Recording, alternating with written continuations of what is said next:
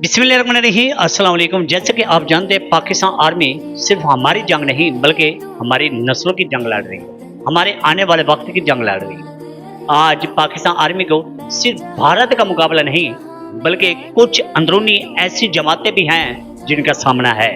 पाकिस्तान तहरीक इंसाफ जैसे गद्दार, इमरान अहमद खान नियाज़ी जैसे पत्रकार और इमरान अहमद खान नियाज़ी जैसे शैतान से भी सामना है।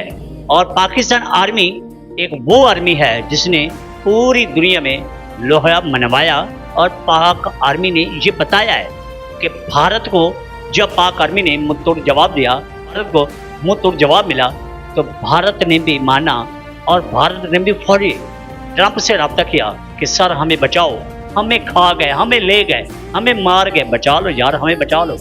जब बचाओ की पुकार निकली तो फिर ट्रंप ने फौरी अपने बेनोई मियां शबाशी साहब से रब्ता किया कि सर गलती हो गई है, अब मोदी दोबारा गलती नहीं करेगा, एक दफ़ा मेरे मुंह को छोड़ दें, माफ़ी दे दें। जब उन्होंने माफ़िया मांगने शुरू की तो फिर हम तो वैसे भी अमन पसंद लोग हैं, फिर हमारे लोगों ने भी ये फैसला किया कि चलो अच्छी बात है, जंग नहीं होनी चाहिए।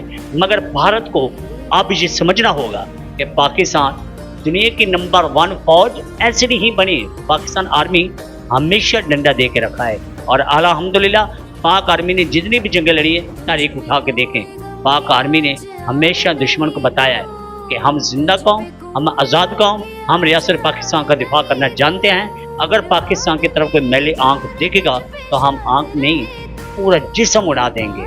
और याद रखिए, इसी तरह रियासत पाकिस्तान के खातिर और हमारी नस्लों की जंग लड़ते हुए चंद दिन पहले मेरे इलाका झंग चक नंबर 457 मौजा 8 में एक